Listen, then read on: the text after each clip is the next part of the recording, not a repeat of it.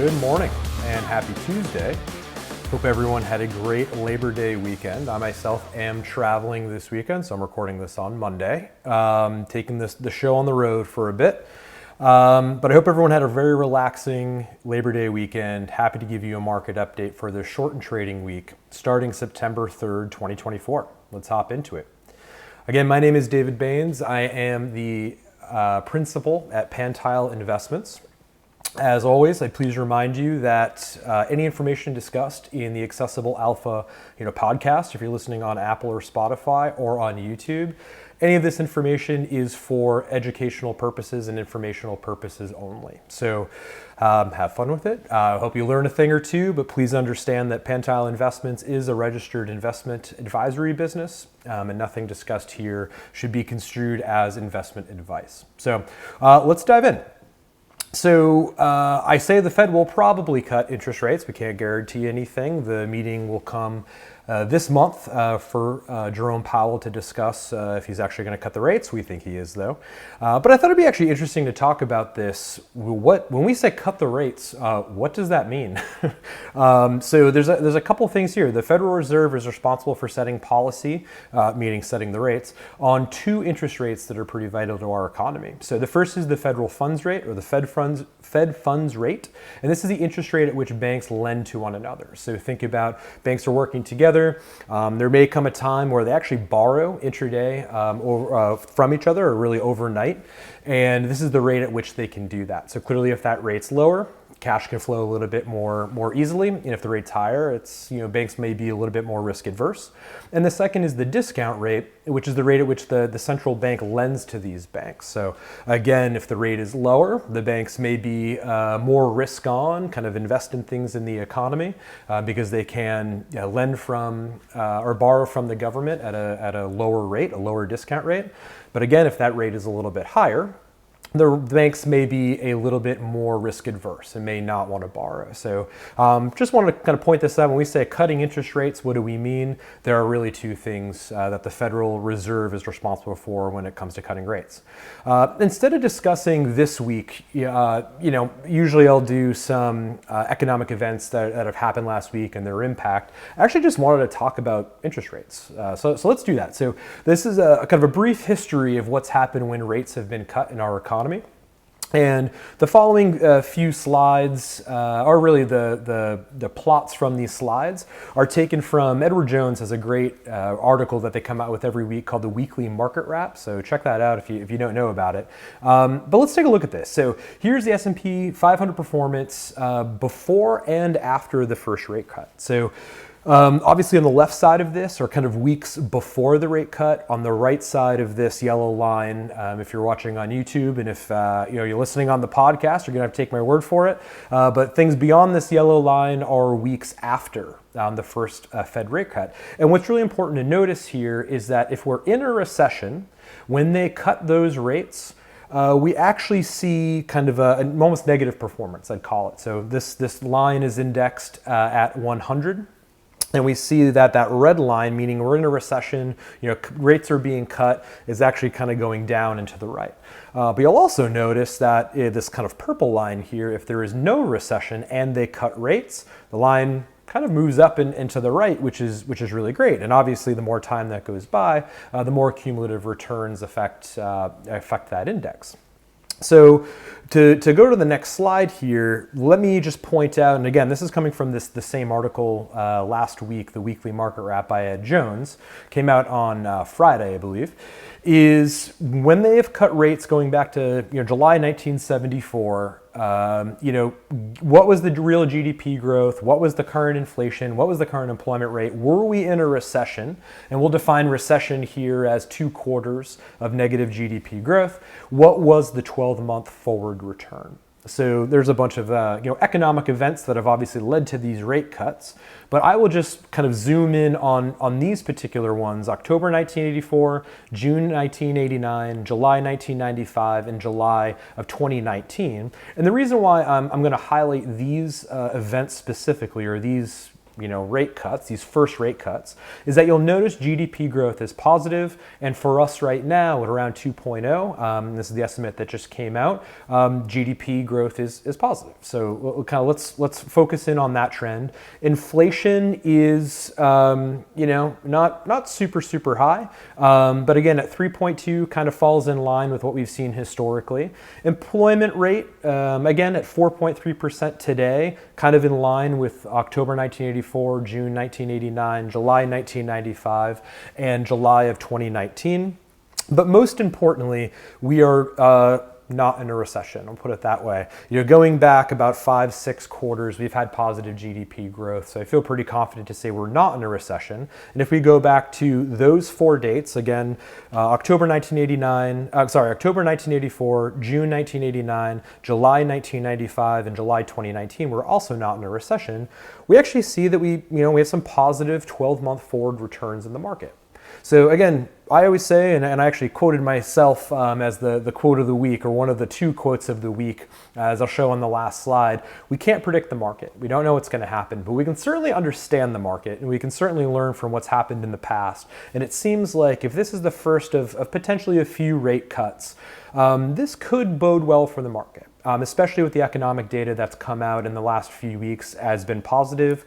We see an unemployment rate that is okay. We'd like to see it a little bit lower, but certainly 4.3% is not 7% like we see in October of 1984. Things seem like they could be moving in a bullish direction, but again, we don't know yet. We have more data has to come out, more time has to go by. But I think it's an interesting data point to think about. What rate cuts could potentially do to the market, and what folks are actually thinking about. So with that, let's actually look at the market. So I'll open up my trading view here. As always, I have 4 indexes or indices that I look at: the S&P 500, the New York Stock Exchange Composite Index, the NASDAQ, and the Dow Jones Industrial Average. These are all one-day charts. And honestly, not a lot happened last week. Things just kind of hung around. And if you know me kind of to this point, you'll know that basically what I'm looking at is we reached this market top here. We'll stick to the S&P right now. We reached a market top, we'll call it in mid-July. We obviously had quite a bit of a sell-off, but we've rebounded basically back to that high. But last week we have yet, at least on the S&P 500, certainly on the NASDAQ is lagging behind.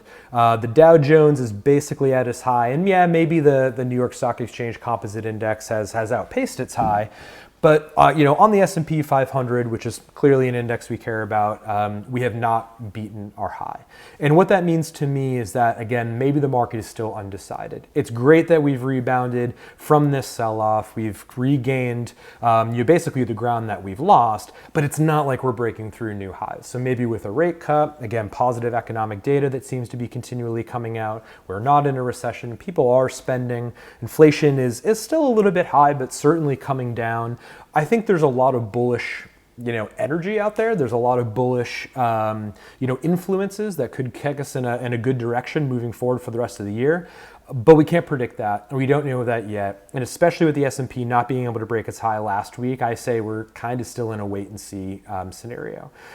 We do see here that the New York Stock Exchange Composite Index, again, did actually break its high last week. Remember that the New York Stock Exchange Composite Index is about 2,000 stocks. I mean, it's the big stocks that are traded on the New York Stock Exchange, come to find out. But the idea here is, again, maybe a bit more defensive of a holding.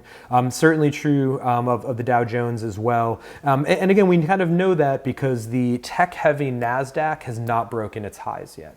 So it leads me to believe that investors, large institutional investors, are potentially still thinking about more defensive holdings, and we can kind of look at that more in a moment. But if we do an an index analysis from last week, I kind of look at this as volume is still pretty low on the S&P. Things didn't really move. Folks are still undecided. We don't really know what's going to happen. So maybe this rate cut, if it happens in September, will kick us off for the back half of the year and put us in a really positive, or bullish direction for Q4. We just have to wait and see. Not enough data yet. So That's it for the indices and that analysis. Let's just look at some winners and losers. For winners, I will say that, yep, I picked some three here. These are basically the top stocks in my universe that I look at, which is basically mid caps and above, US only names on the three major exchanges, so NASDAQ, New York Stock Exchange, and Amex. These are the three top stocks there. But you'll notice that last week, yes, these stocks did really well, but they all announced earnings. Right, so earnings, typically drive about 50% of a stock's return.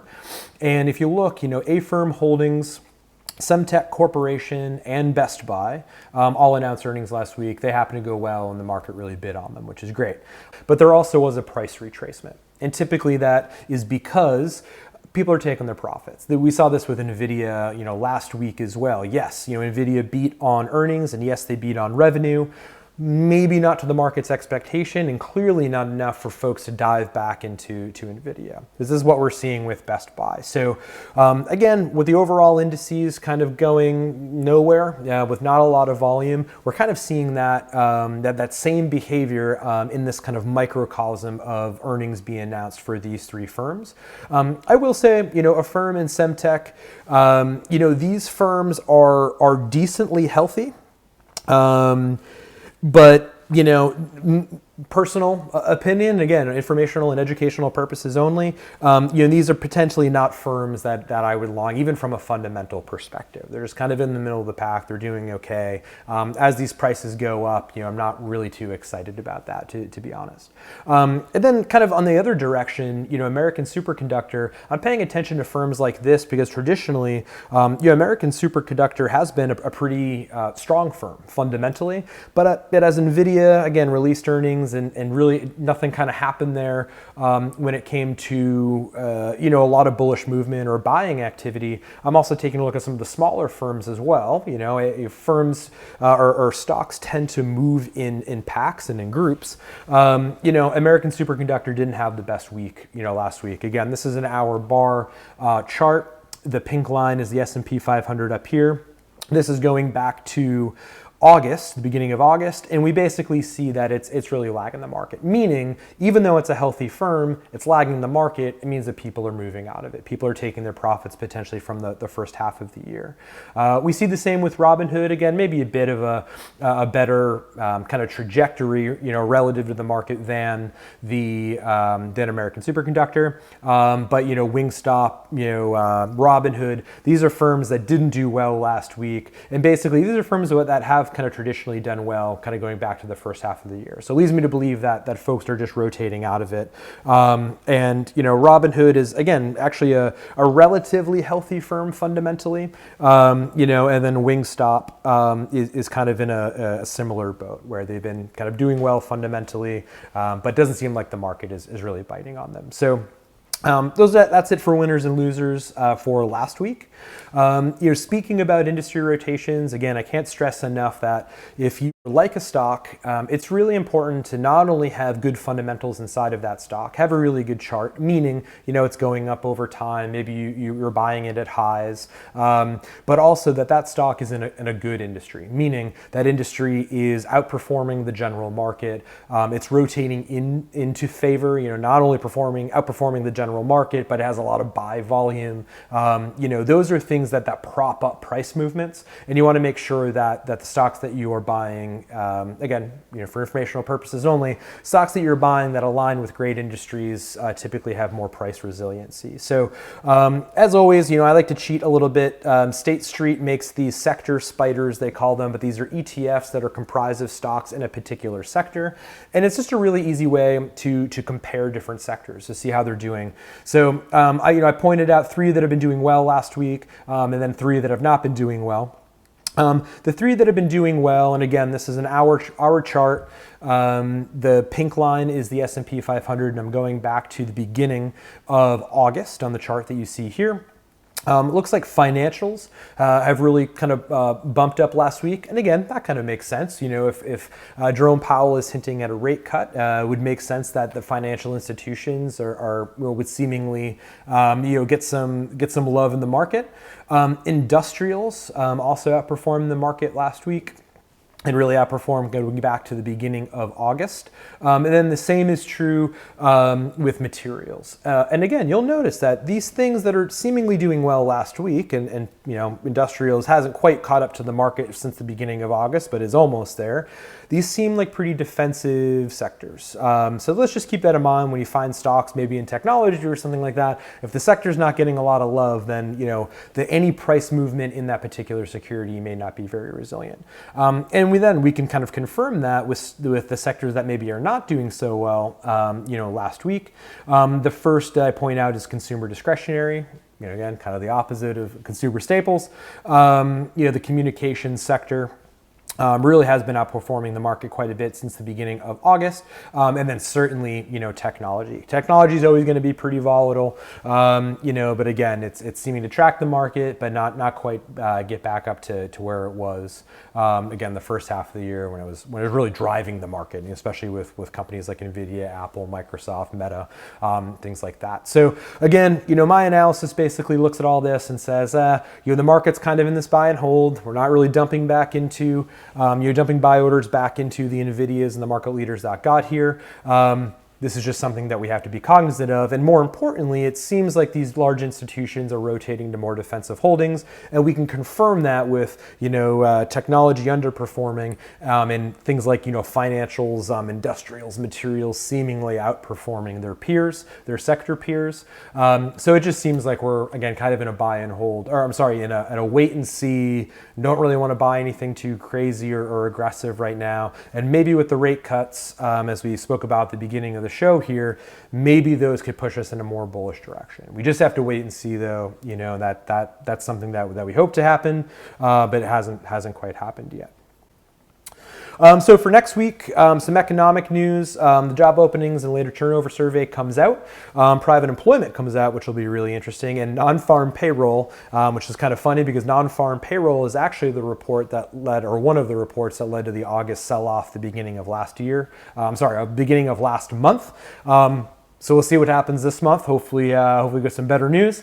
But the economic reports that have been coming out have basically been hinting that the economy is doing pretty well. Again, GDP, the estimate was certainly positive at around 2%. Employment seems to be wavering around 4%. Inflation is kind of slowly coming down over time, and the job market is cooling. And if you remember from last week, a cooling job market basically means that you're getting to the point where you have more people looking for jobs than jobs are available. And as long as unemployment is relatively low, that's actually a healthy thing. It means there's competition in the job market. You have really great people in there. Obviously, when employment gets too high and you have more people looking for jobs than jobs are available, that's not a good thing. But we're certainly not there yet. So that's the economic news coming out for next week. For earnings and market news, a handful of kind of high-profile, earnings that'll come out. But I wanted to point out a few. On Wednesday, we have Dollar Tree announce its earnings. Now, the reason why I think that is interesting is that, again, especially as we move to more defensive holdings, like we had Dollar General announce, last week. I was actually kind of thinking that Dollar General, as long as it has good earnings, could be potentially a stock to look at, or at least one to pay attention to. Maybe not a buy necessarily, but kind of a good indicator of how folks are thinking about what they want to purchase. And when Dollar General announced, they had their worst trading day ever.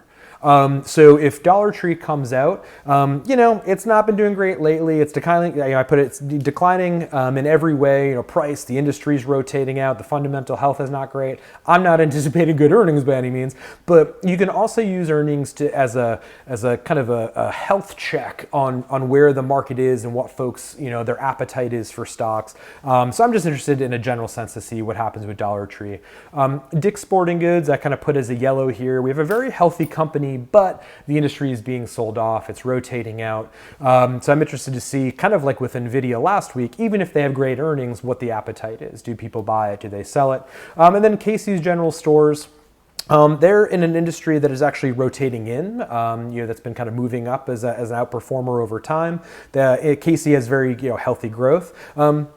Could be a buy opportunity. I'm not really sure. We'll kind of have to see. But again, I'm not really thinking about these as individual buys or sells. I'm mostly thinking about what is the market going to do with these? Well, how are they going to react? And that can sometimes help you figure out, where the market is in its headspace and if there's an appetite for some of these buys.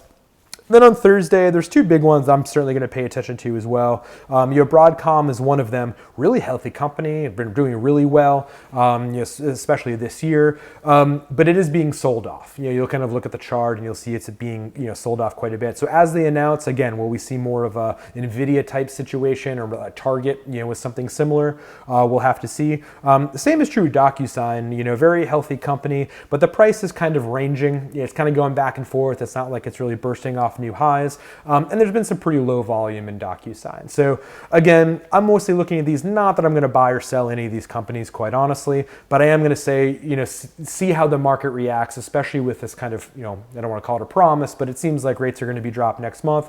What's going to happen with that? So last slide for this week, quote of the week theme. Last week was patience. This week is going to be more patience. For me personally, I just need to see what the market's going to do. I need more information. I need more data points. I need more volume. I need earnings to not only be great, but people to buy into earnings and drive prices up, which drives the markets up. I just need more information. So I'm just kind of sitting, on my holdings right now. I don't have all of my capital allocated. I just need to wait and see what's going to go on. So the two of the quotes here, hope is a bogus emotion that only costs you money, said by the infamous Jim Cramer. And basically I interpret that as, yes, rates seemingly are coming down. The economy seemingly is doing well. Inflation is coming down. All these things are great, and they're all trending in a great direction.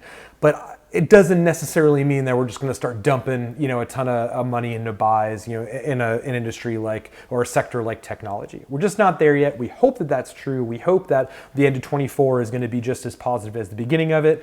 We're just not there yet. So I think it pays to just, get some data first and then make make informed decisions once you have that data. And I kind of half jokingly quoted myself, but this is something that I say to folks often. You certainly can't predict the market, but you can understand it. So hopefully by watching these videos or listening to the podcast, you kind of understand how maybe I think about the market, and maybe you can take that and it helps you. But when we look at the markets, when we look at the indices, when we look at the industry rotations, we look at earnings, we look at all these different things, what we're understanding right now is that the market is, again, kind of undecided. And we just need more data points to come out. As always, thank you for watching the video. Please like, please subscribe. It really does help. Share it with folks if you think this information is helpful. And join our Discord. I don't have the fancy kind of screen like I typically do, for the video this week, but I'll put the link in the bio. Please join our Discord. It's a great way to just chat about markets, chat about stocks. You can use it on your phone. You can use it on your computer. There's also voice channels that we can get in there and discuss all sorts of cool stuff. Accessible Alpha is about bringing the methodologies and philosophies of professional traders and investors to everyone. So jump in there. We'd love to have you. Like I said, please like the video on YouTube, subscribe to the channel, and if you're listening on the podcast, rate the podcast, follow the podcast, both on Apple and Spotify. It really, really helps. So I hope everyone had a wonderful Labor Day weekend, shortened week for trading this week. But I hope you have a great week. Good luck, and I'll see you soon. Thank you.